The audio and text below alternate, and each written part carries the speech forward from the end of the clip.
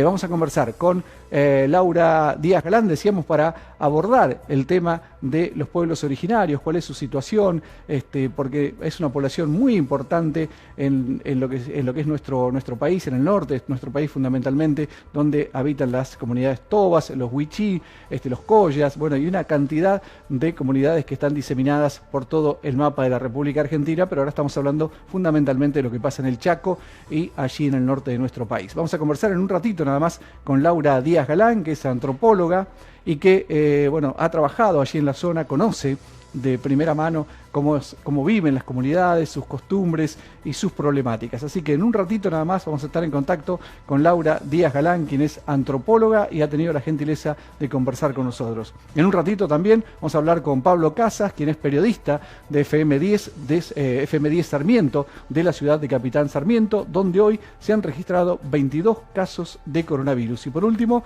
allí más cerca de las 9 de la noche, vamos a charlar con Graciela Mirmi, quien es bueno, integrante del grupo Construyendo, y por supuesto vamos a abordar la problemática de la violencia de género, porque bueno, hoy se conmemora se haría una marcha más de las 4 ya que se hicieron, esta sería la quinta del colectivo Ni Una Menos. Todo esto, muchísima información, como verán, para compartir en este programa. Bueno, ¿tenemos a Laura?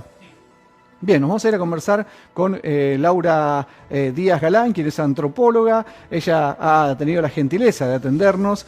Sabemos que es una conocedora de la problemática de lo que son las comunidades indígenas, lo que son sus costumbres y seguramente su realidad. Así que la tengo allí a Laura. Laura, buenas noches, muchísimas gracias por recibirnos. Mi nombre es Adolfo. ¿Cómo estás?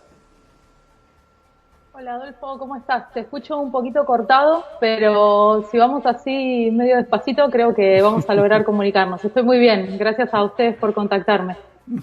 Bueno, Laura, primero que nada, presentate vos, contanos un poquito cuál ha sido tu experiencia, en qué lugares has trabajado, tu relación con las comunidades indígenas. Mira, yo soy antropóloga social, formo parte de un equipo de antropología aplicada, trabajamos en diferentes proyectos desde hace muchos años, ya sea para organismos públicos o proyectos también privados o de organizaciones civiles. Básicamente lo que hacemos es formar parte de ya sea tanto evaluaciones sociales, planes de gestión, programas de desarrollo, diferentes políticas, planes o proyectos que necesiten o requieran del trabajo de un científico social. Y en el caso de la antropología, somos especialistas por nuestra formación de grado, somos de los científicos sociales los que generalmente nos dedicamos más a estudiar o a tener contacto con los pueblos indígenas. Así que, sí, decime. No, ¿has trabajado, digo, con comunidades del norte argentino? Sí, he trabajado y trabajo con comunidades, con el pueblo que más trabajo es con el pueblo wichí, en todo lo que es la zona del Gran Chaco. Cuando digo Gran Chaco, incluye el este de la provincia de Salta, el oeste de la provincia de Formosa, obviamente lo que sería parte de la provincia del Chaco, esa región llamada Gran Chaco semiárido, que la característica que tiene esa región es que todavía tiene muchos pueblos originarios viviendo en zonas rurales, ¿no? En estado, vendríamos a decir, bastante parecido que como vivían originariamente. Quiero hacer una aclaración acá. De acuerdo al último censo de población, que es bastante viejo, estamos hablando del 2010, el 84% de la población indígena del país reside en zonas urbanas. Entonces, este dato es importante retenerlo porque nosotros, de acuerdo a ese mismo censo, tenemos casi 1 millón, teníamos en 2010, de personas autopercibidas como indígenas.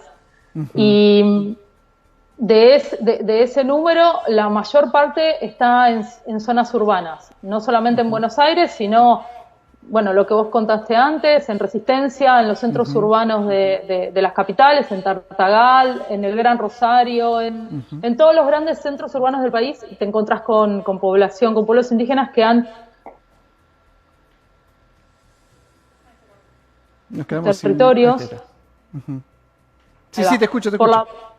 por la presión que tienen sobre sus territorios originarios, han migrado históricamente han migrado a los centros urbanos. Antes migraban mucho a Buenos Aires, si hablamos del siglo pasado, y en los últimos años, no solamente a Buenos Aires, sino también a los centros poblados de las propias provincias.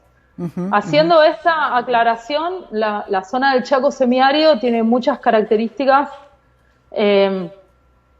son características muy particulares, características de uso de suelo, características de territorio muy particular, que hace que, por ejemplo, la frontera agrícola, todo lo que es la expansión de la frontera agrícola, ahí tiene una especie de freno por las propias condiciones climáticas, o de lo que le llaman los especialistas los extremos hídricos.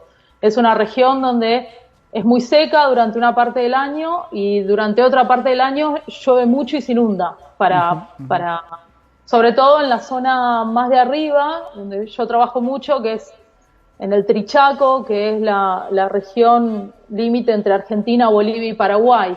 En esa zona vos tenés unos extremos hídricos muy marcados. Entonces, de por sí ya eso genera un freno a las explotaciones, sobre todo a las agrícolas extensivas. Ajá. ¿Este tipo de comunidades son, digamos, están radicadas en un lugar o se van moviendo por el territorio? Bien. Hoy en día la mayoría de las comunidades, Wichí y Cuom, están instaladas en un lugar. Eso fue todo un proceso de sedentarismo, porque originariamente son comunidades nómades. Claro. Y ellos siguen teniendo prácticas de nomadismo, un montón de prácticas culturales que tienen que ver con el nomadismo, con la búsqueda de recursos para la subsistencia, con cambiar de acuerdo a las crecientes del río. Vos imaginate que el Pilcomayo es un río que tiene vos sabrás, una enorme movilidad, pero de kilómetros año a año, lo que hace que las comunidades originarias, ya estén del lado boliviano, paraguayo o argentino, todo el tiempo, históricamente y culturalmente, se iban moviendo acompasadamente de acuerdo al movimiento de ese río y a los recursos que ese río y las estacionalidades que ese territorio les da. Entonces vos tenés un territorio donde tenés un paisaje de mucho bañado, de repente, donde tenés en una época, mucho acceso a pescado, mucho acceso a huevos. El pueblo Wichí es un pueblo mielero, o sea, tenés una gran cantidad de especies de abejas que generan, son apicultores naturales.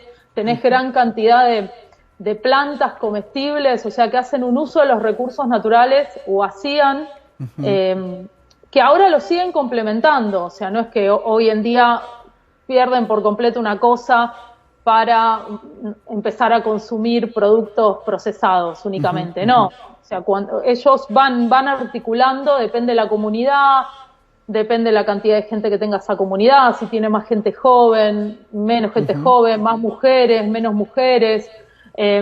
Todo eso va estructurando las prácticas culturales y también la cantidad o el tipo de acceso que tienen a la asistencia que pueden obtener del Estado o a las obligaciones que el Estado les debe dar. Entonces, en ese sentido, van combinando, ¿viste? Pero sí, hoy son sedentarios, no hoy. O sea, eso es producto, también es algo bastante largo, pero es producto primero de las misiones evangélicas. Los primeros que entran al territorio chaqueño son los anglicanos y las misiones evangélicas, los ingleses, y ellos entran incluso antes de que algunas provincias sean conformadas como provincias, eran todavía, ¿viste? Y ellos entran y producen un gran movimiento de alfabetización, pero bueno, también con eso le llevan la iglesia y lo sedentarizan de alguna manera, porque la iglesia les pone un mojón y van a empezar a armar las comunidades en torno a esa iglesia. Claro. Y hoy casi todos tienen la comunidad, o sea, fija en un lugar, porque eso les permite también pelear por la titularidad de la tierra. Eso te iba a preguntar, ¿cómo está hoy el tema de las propiedades de las tierras? ¿Han logrado hacerse, digamos, de los títulos? ¿Han logrado el reconocimiento de parte de los estados? ¿O esa es una lucha in eternum que parece no tener fin nunca y que pocos resultados se ven en los medios? No sé qué es lo que pasa allí porque realmente no conocemos, ¿no? Mira, y depende de cada estado, de cada estado provincial, y depende incluso de cada región dentro de esos estados. Es muy relativo, o sea, la respuesta que yo te podría dar es la deuda con las tierras y la deuda en relación a los pueblos originarios es histórica en nuestro país, eso sí nos tiene que quedar claro, y si yo te tuviera que dar un resumen a nivel general país, es un debe absoluto, o sea, la mayoría de las comunidades indígenas no tienen la titularidad de las tierras que ocuparon históricamente y que ocuparon ancestralmente. Hay provincias directamente que no tienen ningún tipo, o sea, no realizaron ningún tipo de proceso de consulta con esas comunidades, no hubo procesos de reconocimiento. Las provincias de la Patagonia, y más cuando tenés petróleo y otras cuestiones, ahí está mucho más complejo el tema y es muy complejo para las comunidades. Ahora, las comunidades del norte grande, a ver,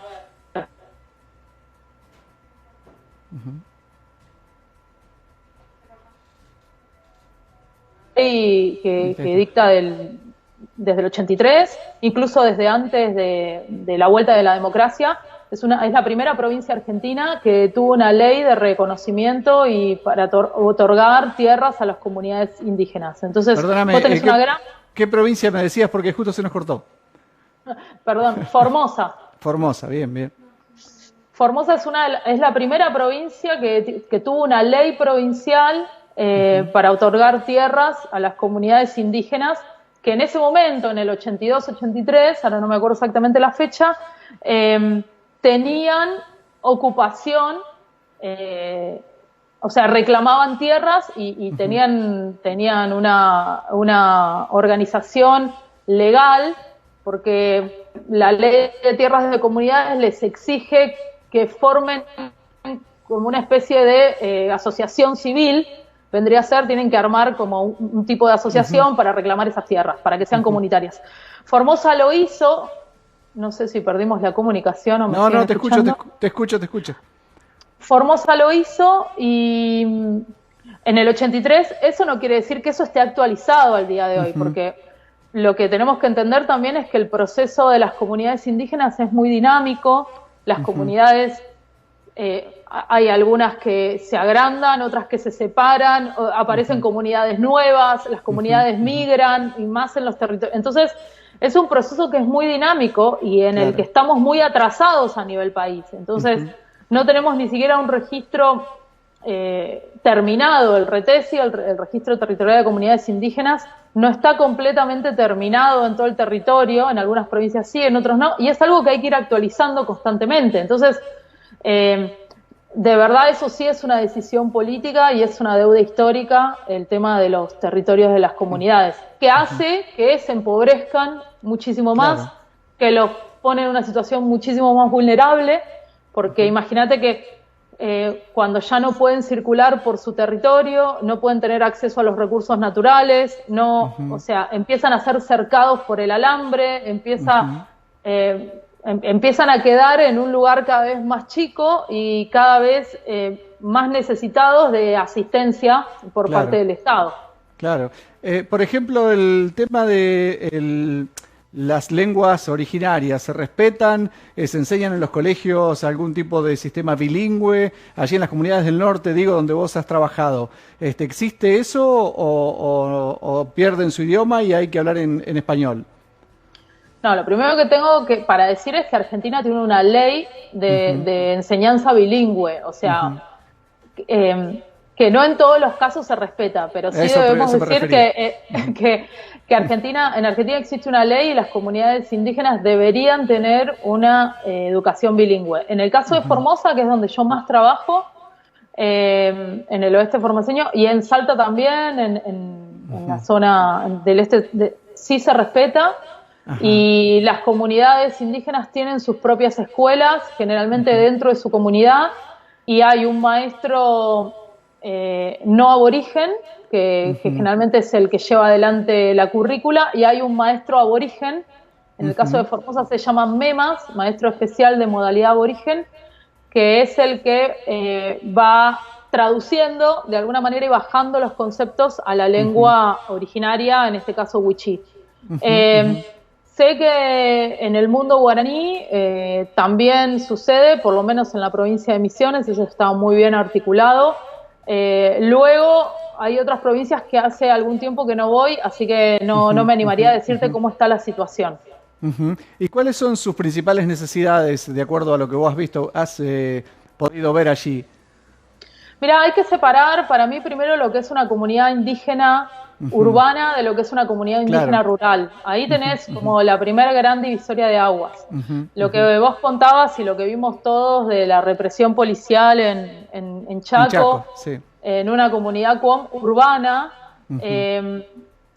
bueno, las problemáticas que tienen las comunidades o los pueblos originarios o las familias indígenas cuando migran a las ciudades son un sinfín, las que te podés imaginar que tiene cualquier familia en condiciones de vulnerabilidad en un barrio popular en el Gran Buenos Aires o en cualquier localidad de nuestro país.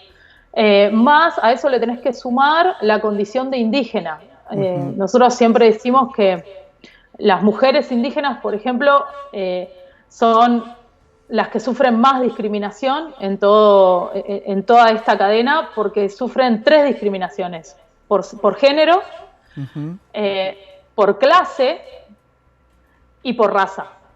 O sea, esas 3 componentes se suman, se multiplican, y entonces cuando vos sos aborigen, seas hombre o mujer, o la identidad de género que tengas, y pasás a vivir en un contexto de vulnerabilidad que te es extraño, que es urbano, bueno, sufrís todo lo que sufre una familia vulnerable, más la discriminación existente por ser indígena.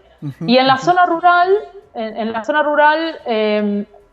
a ver, yo trabajo mucho en espacios de ruralidad, y yo, o sea, a pesar de todas las necesidades y de los reclamos históricos que tienen, sobre todo en la zona rural, vos encontrás necesidades que tienen que ver con la accesibilidad y los servicios. Vos imaginate que estas zonas que yo te digo del Gran Chaco, hay meses enteros al año donde no podés acceder ni siquiera con una camioneta 4x4.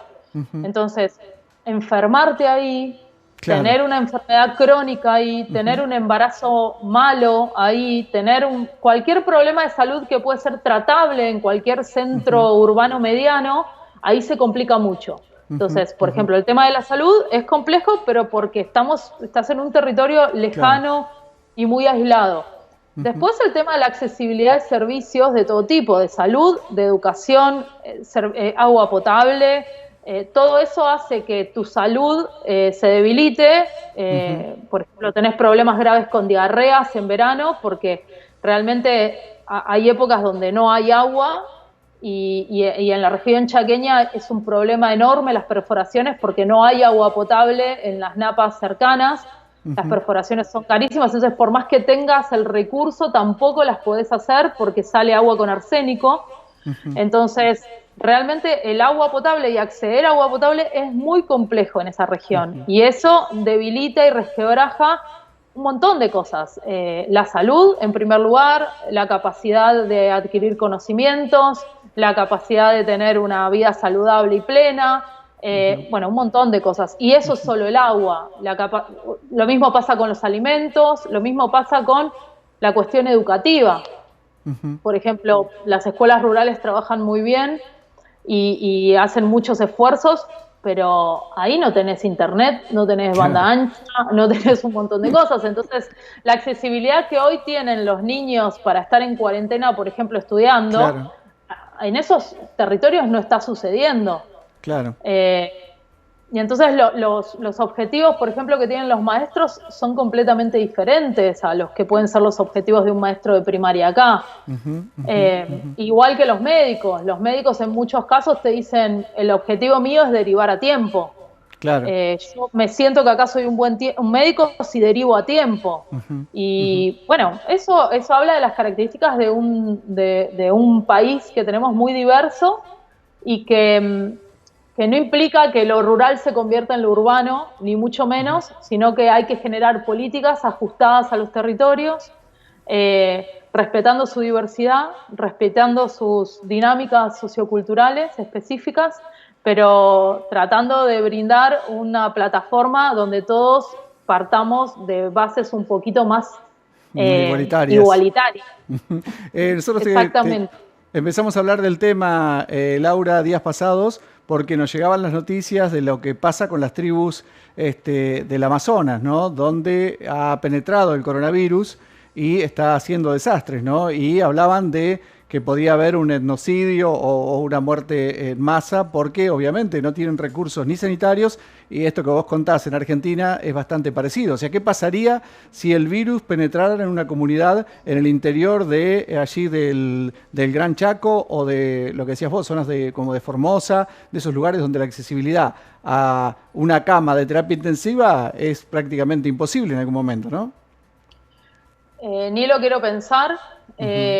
Es un panorama tremendo pensarlo, y no porque los estados no estén haciendo nada. Yo, por otro lado, tampoco quiero...